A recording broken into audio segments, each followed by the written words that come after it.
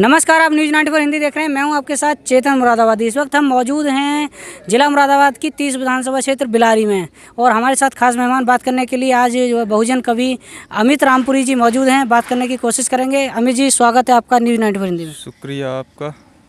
अमित जी, जिस तरीक़ा से आजकल जो बहुजन समाज मतलब बहुत ही जाग रहा है, और जैसे दिल्ली में 10,000 लोगों ने एक साथ धम्म दीक्षा ली थी, और लगातार धम्म दीक्षा का प्रोग्राम आगे बढ़ रहा है, इस पर आप क्या कहना चाहेंगे? देखिए, जिस प्रकार से सामाजिक या राजनीतिक शैक्षणिक क्रांति हमारे मुल्क में हुई जी, उनसे मनुवादी लोगों पर मैं इतना ज़रूर कहूँगा कि कोई ख़ास ज़्यादा प्रभाव नहीं पड़ा। हमारे शैक्षिक हमारे सामाजिक क्रांति से प्रभाव पड़ा, लेकिन जब हमारी धम्म क्रांति शुरू हो गई जी, तो आप देख सकते हैं धम्म क्रांति से पूरे भारत के अंदर भूचाल आया हुआ है। जी, क्योंकि जब एक ख़ास कोई कम्युनिटी उनके समुदाय से निकल कर के दूसरे समुदाय में जब एंटर करेगी, तब उनकी तौहीन, उनको ऐसा लग रहा है कि अब हमारी तौहीन हो रही है। आपको मालूम है, दिल्ली में घटना घटित हुई, 22 प्रतिज्ञाओं की शपथ ली गई। जी, 22 प्रतिज्ञाओं की शपथ, धम्म की दीक्षा, तो ये धम्म क्रांति है। जी, और जब धम्म क्रांति शुरू हो गई तो धम्म क्रांति से पूरे देश में भूचाल है। भूचाल यहाँ तक बढ़ा कि आखिर मंत्री साहब को अपने पद से इस्तीफा देना पड़ा, जिस प्रकार से किसी दौर में डॉक्टर अंबेडकर ने दिया था कानून मंत्री पद से। तो ये धम्म क्रांति है, और आने वाला दौर बहुत ज़्यादा धम्म क्रांति को अग्रसर होगा। आज ही 16 अक्टूबर जयपुर में 1.5 लाख से ज़्यादा लोग बौद्ध धम्म की दीक्षा लेंगे। तो आने वाला दौर देश बुद्ध में बनेगा, ये हम निश्चित कह सकते हैं। कहीं ना कहीं। और हमें ये भी देखते हैं कि जहाँ धम्म दीक्षा चल रही होती है, वहाँ तो शपथ भी ले लेते हैं, लेकिन जब उनके घरों में जाकर देखो तो वहीं पाखंड और वहीं जो है जिसको मना किया जाता है, और जो धम्म दीक्षा में और बाबा साहेब की 22 प्रतिज्ञाओं में जिसको मना किया गया है, वही उनके घरों में मिलता है। क्या कहना चाहोगे? नहीं, धम्म दीक्षा में और वो जो आप बोलना चाह रहे हैं उसमें थोड़ा डिफरेंट है। नहीं, जो बाबा साहेब की 22 प्रतिज्ञाएं हैं उसमें जिस चीज़ का खंडन करते हैं, लेकिन उन अम्बेडकरवादी और बुद्धिस्टों के घर में अगर देखा जाए तो वही चीज़ ज़्यादा मिलेंगी। नहीं, देखिए, मैं वही पॉइंट से आ रहा हूँ, वही बता रहा हूँ। डॉक्टर अंबेडकर को लोगों ने इसलिए नहीं लिया कि वो एक विद्वान थे। उनने केवल जो हमारा एक दलित खास कम्युनिटी वर्ग है, उसने केवल अपना इसलिए उनको आदर्श माना कि ये हमारे कौम से थे, हमारे समाज से थे। तो एज ए कौम होने के नाते उनको अपना आदर्श मानते हैं, ना कि उनके विचारों से कोई लेना देना दलित समाज को है नहीं।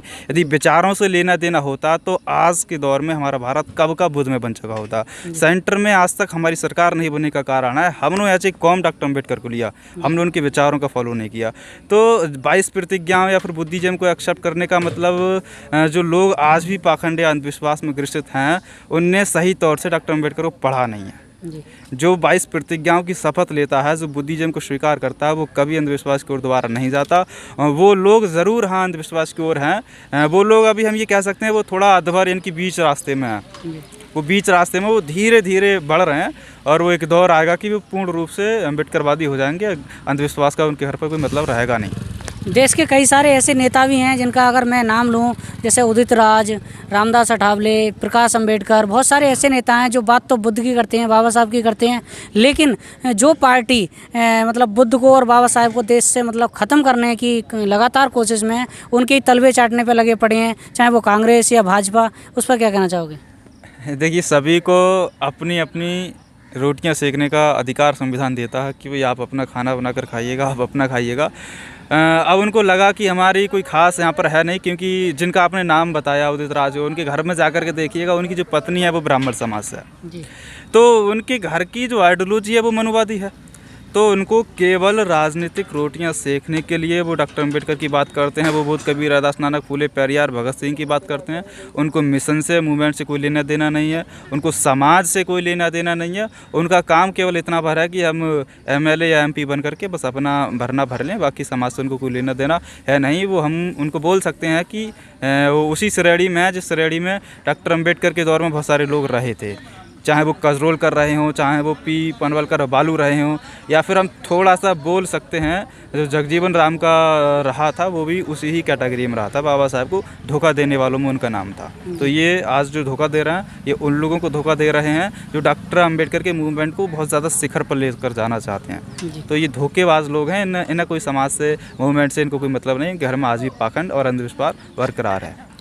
अगर बात करें बहुजन समाज के लोगों की, तो वो आज भी मतलब ज़्यादा संख्या में कहीं ना कहीं पौए पे और पैसे पे और बोतल मुर्गा पे मतलब वोट देने का काम कर रहे हैं। उनको लेकर क्या कहना चाहोगे?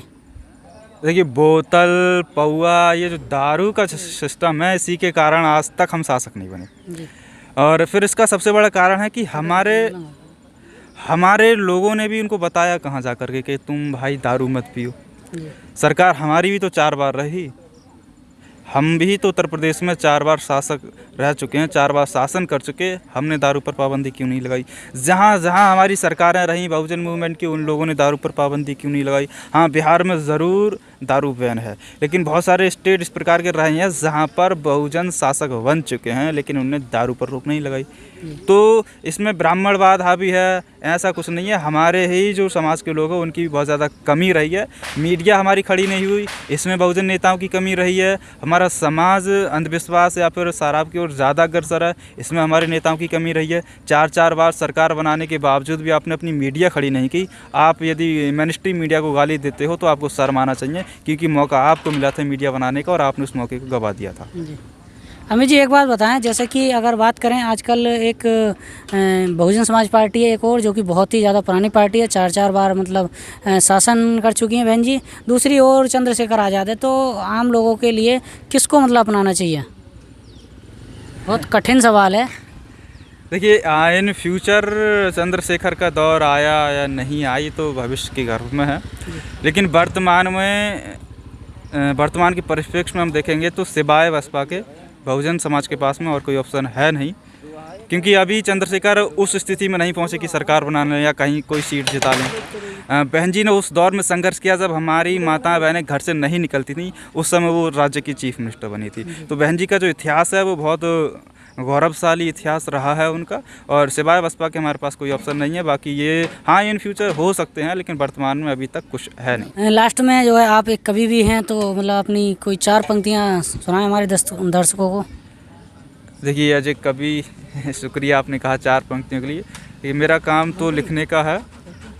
मैं 4 पंक्तियाँ पढ़ता हूँ कि हमारे खौफ से गोरे गिरे रण में कियोंधे थे, हमारे खौफ से गोरे गिरे रण में कियोंधे थे, हमी डायर को मारे थे कि ये सब लोग भौंदे थे, हमी डायर को मारे थे कि ये सब लोग भौंदे थे, हमारी वीरता का तुम न परिचय पूछिए साहब, हमारी वीरता का तुम न परिचय पूछिए साहब, करो तुम याद कोरेगांव जो हमने ही रौंदे थे।